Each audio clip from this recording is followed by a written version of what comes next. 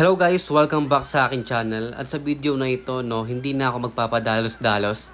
At alam ko naman madami sa inyo nagre-request, especially sa aking TikTok live, During my TikTok live, ang daming lagi nagre-request na kung paano ba daw mag-download ng GTA San Andreas The Definitive Edition nang hindi na kailangan ng Netflix account. So lagi ko sinasabi dun guys, ang isang option pa na pwede mong gawin is i-download yung GTA San Andreas The Definitive Edition gamit yung paid version, or yung babayaran mo siya sa App Store or sa Play Store. Kaya sa video na ito guys, ituturo ko sa inyo kung paano ba i-download yung GTA San Andreas The Definitive Edition nang hindi na ginagamitan ng Netflix account, pero kailangan mo siya i-download bilang paid version. Pero sa mga viewers natin dyan na gustong i-download ang GTA San Andreas The Definitive Edition or Netflix Edition gamit ang Netflix account, kasi pag Netflix account kasi yung gamit mo guys, libre mo lang siya mada-download as long as meron kang subscription. So, ilalagay ko lang dyan or ilalagay ko lang sa comment section yung link ng aking video tutorial kung paano ko din download ang GTA San Andreas The Definitive Edition gamit yung Netflix. Okay? Ilalagay ko na lang dyan guys. Pero sa video na ito guys, ituturo ko sa inyo kung paano siya i-download using paid version. So okay guys, simulan na natin siya. So ayun guys, ipapakita ko na sa inyo kung paano i-download yung GTA San Andreas The Definitive Edition sa inyong App Store or Play Store. So sa akin guys, since nga iOS yung gamit ko, so sa App Store natin siya i-download, okay? So pwede din naman siya sa Play Store kung naka-Android ka naman. So sa akin nga, since iOS ang gamit natin, so App Store yung gagamitin natin. So okay guys, so ang first step na gagawin mo, imbis na pumunta ka sa App Store, pumunta ka na lang sa browser, Kasi minsan, hindi nasi-search, Hindi nasi-search sa App Store yung GTA San Andreas The Definitive Edition, Nasi-search man pero hindi agad lumalabas.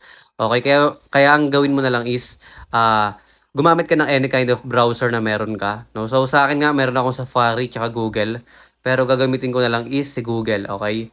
So, pumunta ka lang kay Google, ayan, tapos i-search mo lang yung GTA San Andreas The Definitive Edition, ayan, App Store. Or ano lang, GTA San Andreas The Definitive Edition. Ayan, so after mo siya ma-search. So ayan, after mo siya ma-search, ayan, lalabas. Kung makikita nyo, nasa unahan yung may nakalagay na price na 749 pesos. Ayun yung GTA San Andreas The Definitive Edition.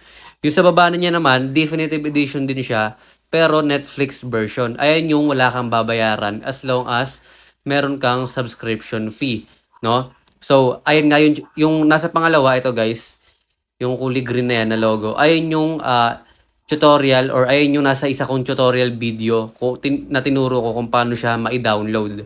Okay? So, pero sa video na ito guys, ang ituturo ko is yung Definitive Edition na paid version, na may babayadan ka. Kasi yung iba, hindi daw nila mahanap sa App Store or Play Store. So, ayan guys, after mo siya ma-search sa Google or any kind of browser, i-click mo lang itong GTA San Andreas The Definitive Edition na may price na 749 pesos. Okay, i-click mo lang. Ayan. So, ayan, after mo siya maklik, ayan, mapupunta ka syempre sa App Store. Nakalagay sa akin guys, update, Kaya siya nakalagay na update, Kasi nag-a-update din pala itong GTA San Andreas The Definitive Edition. So sa akin, since na-download ko na siya, i-update ko na lang siya. Pero malalaro mo pa din siya kahit hindi mo siya i-update. So sa case ko nga, since na-download ko na, hindi na-install yung nakalagay. Nakalagay na is update or open, Update. So, kapag ikaw naman ay bago, hindi mo pa siya na-download, ang lalabas dyan is install. So, i-click mo lang yun guys. After mo maklik yung install, may babayaran. Siyempre, babayaran mo muna yung 749 pesos.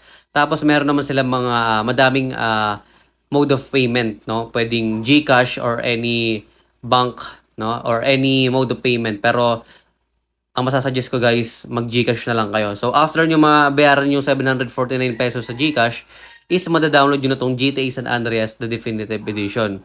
So, after nyo ngayon ma-download, syempre, pwede nyo nang puntahan yung mismong game. So, halimbawa, na-download nyo na siya guys. Basta ganun lang guys, sundan nyo lang yung step na tinuro ko.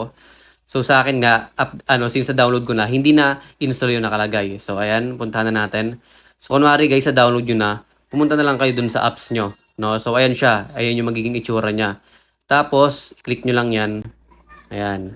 Mag-open na yan. Ayan o. Diba? Skip lang natin yung ulit. Skip lang natin yung intro guys kasi baka makapiright tayo. Kasi may music to eh. No? So, ayan, wait lang natin. Skip na natin pag doon na sa bandang pakanta. Skip na nga natin. Tap-tap nyo lang guys pag gusto nyo i-skip yung intro. Yan. Skip mo yan. Yan. So, punta ka ngayon sa resume. Ayan guys. After nyo ma-install yun guys, tapos syempre, nabayado nyo na, pwede nyo na siya malaro. Ayan o. Diba? So, ayan, pwede nyo na malaro tong GTA San Andreas, the Definitive Edition. Ayan. So, ayun lang guys, no? Sana alam nyo na kung paano mag-download sa inyong App Store or Play Store. So ayun guys, thank you. Wag kakalimutan mag-like and subscribe sa ating channel. Thank you guys.